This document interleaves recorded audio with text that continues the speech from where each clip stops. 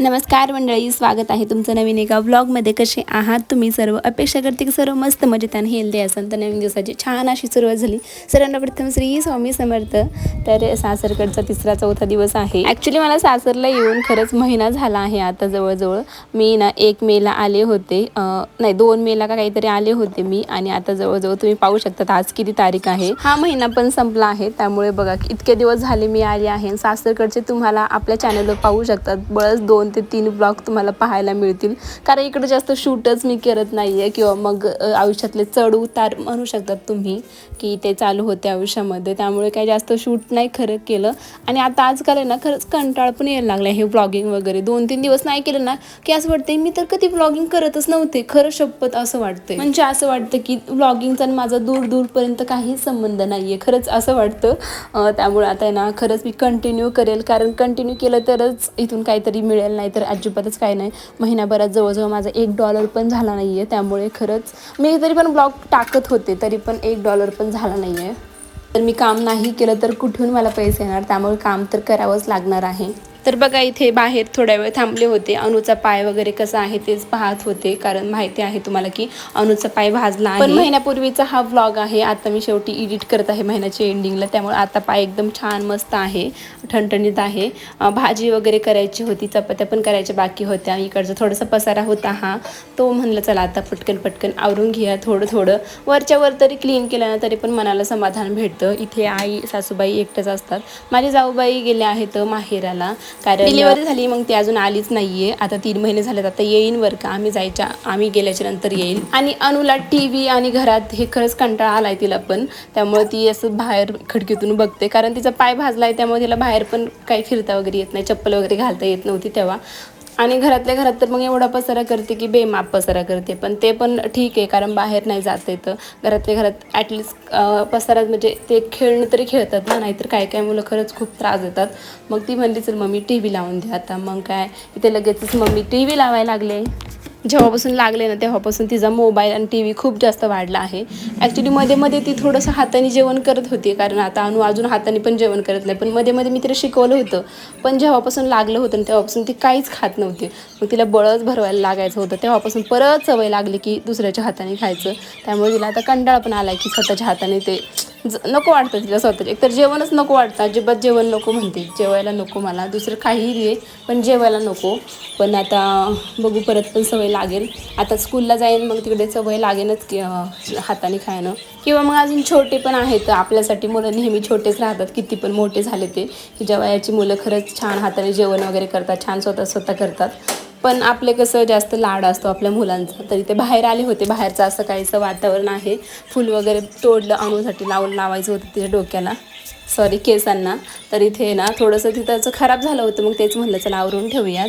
आणि मग बाकी अनु छान अशी TV बघत बसली होती. थोड्या वेळ तिच्याशी गप्पा वगैरे मारत बसले. आणि नंतर मग आले किचनमध्ये मला थोडंसं आवरायचं होतं. थोडंसं मगाशी मी थोडंसं आवरलं, पण अनुला बघता आवरायचं म्हणलं की तिला पहिलं बघावं लागतं, नंतर आवरावं लागतं. अर्धं काम असंच माझं चालू असते दिवसभर. आणि इकडं ना इतकी झोप येते ना खरंच, म्हणजे ऊन पण आता भयंकर आहे त्यामुळे कदाचित झोप येत असेल. पण इकडे खरंच खूप जास्त झोप येते. असं वाटतं काही नको काम करायला, निवांत झोपूया. पण सकाळचं काम आवरल्याच्या नंतर दिवसभर काय झोपायचंच असतंय.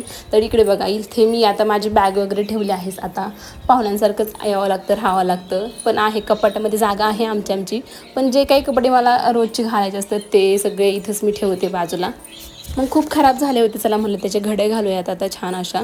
मग इथे सगळ्या आता कपड्याचे छान अशा घड्या घालत आहे मी. खाली पण बॅगमध्ये कपडे आहेत, पलीकडच्या बॅगमध्ये कपडे आहेत. आणि मिस्टरांचे तर वेगळेच कपडे आहेत. तिकडं कपाटामध्ये त्यांनी ठेवले आहेत सगळे कपडे. मला जिथे जाईन तिथे सगळे कपडे लागतात माझे. त्यामुळे मी काही इथं कपाटामध्ये वगैरे ठेवत नाही. त्यांचे कपडे इकडे सेपरेट आहेत, तिकडे सेपरेट आहेत. तशी माझी सगळी एकाच ठिकाणी मी ठेवते. बळच 1-2 साड्या हार्डली असतील माझ्या इथे, बाकी तर काही नाही आहे. इथे खाली पण थोडाफार पसारा झाला होता. चला म्हणलं तर छान असं सगळं आपण झाडून वगैरे घेऊयात. नंतर मग मला कालच्या रात्री ना ते खंडोबाचे काहीतरी मुलं 9 जेवायला घालायला लागतात. त्यामुळे मग ते जेवायला घातले आणि खूप सारा स्वयंपाक शिल्लक राहिला. कालच्या व्हिडिओमध्ये तुम्ही पाहिलंच की खूप सारा स्वयंपाक शेंगदाण्याचा शिल्लक राहिला होता, त्यामुळे मग तोच मला इथे गरम करायचं होतं. कारण मी सगळं फेकून दिलं होतं ॲक्च्युली, पण घट्ट जे असतं ना खालचं तर तेवढंच ठेवलं होतं. मग तेच इथे मी गरम करत आहे, कारण सकाळच्या नाश्त्याला बरं पडतं. एवढं सगळं फेकून द्यायचं म्हणलं तरी काय सोपं आहे का. तर झाडून वगैरे घेतलं ना. अनुजा पायाला हे जे तेल आहे ना, तर ते तेल लावायला सांगितलं आहे डॉक्टरनी, कारण आता मलम वगैरे सगळं झालं. तर आता फक्त तेल लावायचं आहे, कारण ते एकदम खपली वगैरे पडायला लागलं आहे. छान झालं आहे, आता कातडं नवीन आलं आहे तिथं. तर मग तेच तेल वगैरे लावलं.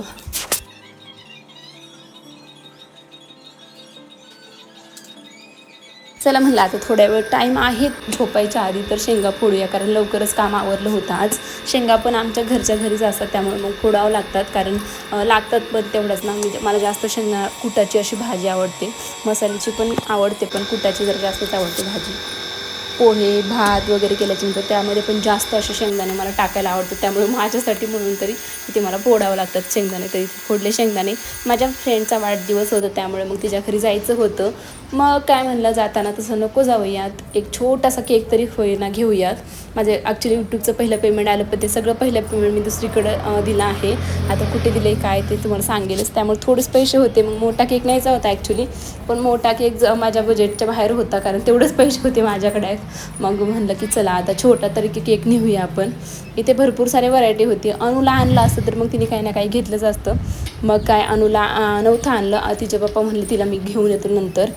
छोटूसा छान असं केक मी घेतला आणि गावातूनच चालली आहे आता माझ्या फ्रेंडच्या घरी. तिच्या घरी आल्याच्या नंतर हिला खूपदा तुम्ही पाहिला असेल, तृप्ती नाव आहे हिचं, आता मी तृप्तीच म्हणते डायरेक्ट. तिच्या घरी आले आणि ती थोडीशी रूममध्ये होते, मग मी पहिल्यांदा वरती ठेवला केक आणि तिला म्हणलं चला सरप्राईज देऊया. छोटंसं का होईना, कारण माझ्यासाठी मोठं सरप्राईज असं नाही मी देऊ शकत आता इतक्या लवकर. तरी जॉबला लागले असते तर खरंच मोठं सरप्राईज दिलं असतं, पण छोटंसं का होईना सरप्राईज देऊया म्हणलं. त्यामुळे ते व्हिडिओ वगैरे करत होते. मगाच्यापासून तिला चाललं होतं की अगं इकडे आवर मला सरप्राईज द्यायचं आहे, छोटंसं का होईना. मग तिचे डोळे झाकले आणि तिला म्हणलं थांब, डोळे झाकून थांब. मग केक आणला मी आणि बघा तिची रिॲक्शन आता.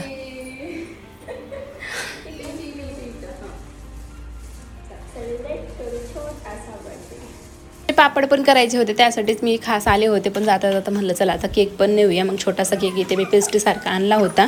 मग नंतर चला म्हणलं तिला केक कट करूया, पण ती म्हणली की नंतर आणू वगैरे आल्याच्यानंतर करूया, कारण सगळ्यांना थोडं तरी ॲटलिस्ट जाईल, त्यामुळे मग नंतरच केक कट करणार आहे. तर बघा इथे पापड आता करायचे आहेत. साबुदाण्याचं पीठ आणि बटाटे ना खिसून घेतले आहेत. किसून पहिल्यांदा ते उकडून घ्यायच्या, नंतर किसून घ्यायचे. तिखट तुमच्या आवडीनुसार मीठ टाकून सगळं छान मळून घ्यायचं. एवढंच इन्ग्रेडियंट आपल्याला टाकायचं आहे. जर का तुम्ही कोथिंबीर खात असताना उपवासाला तर ती पण टाकू शकतात. काही जण आपल्या इकडे जिरे पण खातात उपवासाला, तर मग ते पण इथे टाकायचं. तुम्हाला तुमच्या आवडीनुसार तुम्ही जे उपवासाला खातात तिथे तुम्ही टाकू शकता. तर आम्ही ना अजिबात खात नाही काहीच, त्यामुळे मग एवढंच इथे उपवासाचे पापड छान असे इथे रेडी करत आहेत आता. आणि हे पीठ आहे ना, हे जे बनवत आहे मी, तर ह्याचे फक्त आपल्याला ना खालून पॉलिथिन आथरायची, वरून पॉलिथिन आथरायची आणि मध्ये गोळा बनवून फक्त ठेवायचा, वरून प्रेस करायचं फक्त.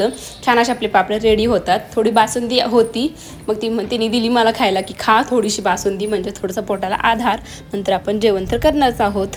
तर इथे बासुंदी पण खाली, यानंतर पेढा होता, कारण काहीतरी प्रसाद वगैरे होता कुणाचा तरी, त्यामुळे तो पेढा पण खाल्ला. आणि नंतर आता इथे बघा पापड बनवायचं चाललं आहे. अर्धे पापड झाल्याच्यानंतर मला लक्षात आलं की अरे शूट पण करायचं आहे मला, त्यामुळे मग इथे शूट करायला मला काही जमत नव्हते जास्त पापड, पहिल्यांदाच मी ट्राय केले होते, त्यामुळे मग मला ते असं थोडेसे तुटत होते. पण आहे ना तुम्ही नक्की ट्राय करा एकदा, खूप छान पापड होतात. आणि पापड आहे ना कसे आहेत त्याच्यापेक्षा त्याची टेस्ट कशी आहे ना, खरंच हे महत्त्वाचं आहे.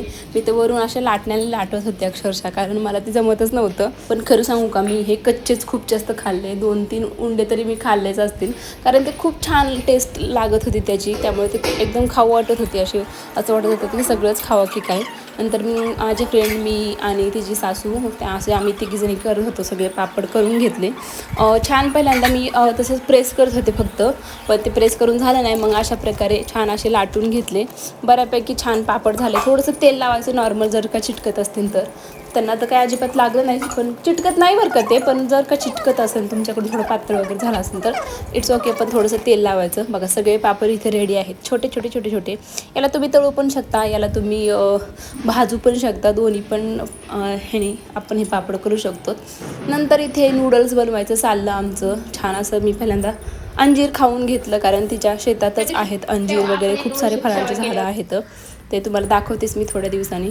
तर बघा वरती आले इथे टेरेसवर, माझं थोडंसं काम होतं त्यामुळे मग वरती आले, थोडंसं शूट घ्यावं म्हणलं, चला आता शूट घेऊया. असं टेरेसवर वगैरे आल्याच्या नंतर ना वातावरण खूप सुंदर असतं त्यामुळे भारी वाटतं थोडंसं. नंतर बघा खाली आल्याच्या नंतर नूडल्स शिजले होते बऱ्यापैकी, मग तेच मला इथे चेक करायला लावलं होतं तिने, कारण बाकीचं सगळं चिराचिरी वगैरे तीच करत होती. सिमला मिरची, कांदा, टोमॅटो टाकले होते की नाही मला आठवत नाही, पण सिमला मिरची कांदा छान अशा प्रकारे आपल्याला चिरून घ्यायचा आहे. रेसिपी तुमच्याशी थोडीफार शेअर करते मी. छान असं तेलामध्ये फ्राय करायचं. बघा हिच्याकडे पण शेगडी आहे आमच्यासारखीच सेमची सेम आहे.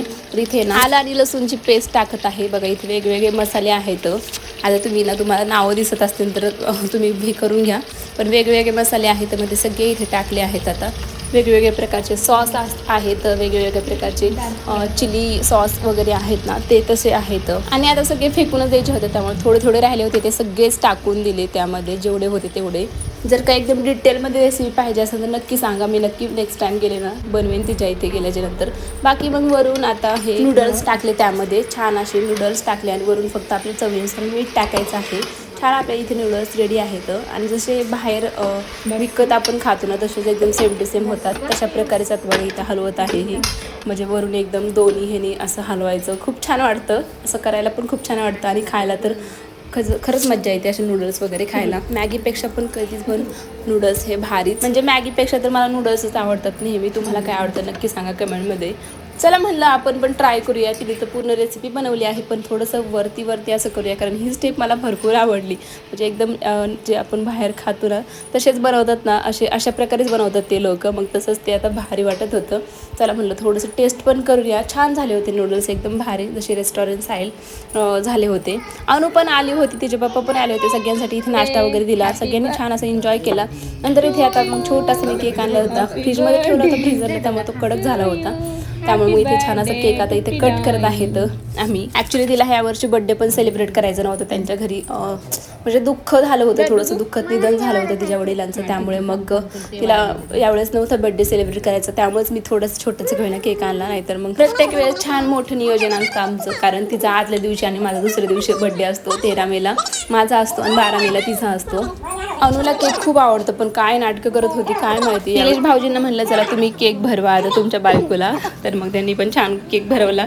घरी आल्याच्यानंतर एक दंडवट होतं शेजारचंच, म्हणजे खूप जवळचं होतं, त्यामुळे मग अनु इथे बाहेर डान्स करत होती तिच्या आजीसोबत. आजीला आणि तिला जायचं होतं दंडवटाला, पण थोड्या वेळ थांबले होते बघा तिच्या डान्स.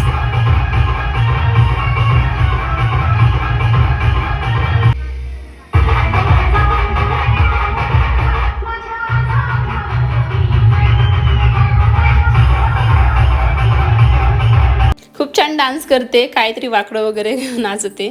चला मग आजचा छोटासा व्हिडिओ मी इथंच एंड करते. कसा वाटला नक्की सांगा कमेंटमध्ये. आवडला तर प्लीज व्हिडिओला लाईक करा, चॅनलला पण सबस्क्राईब करा. भेटू मग आपण उद्या. ॲक्च्युली ह्या माझ्या सासूबाई आहेत बरं का. चला मग भेटू उद्या.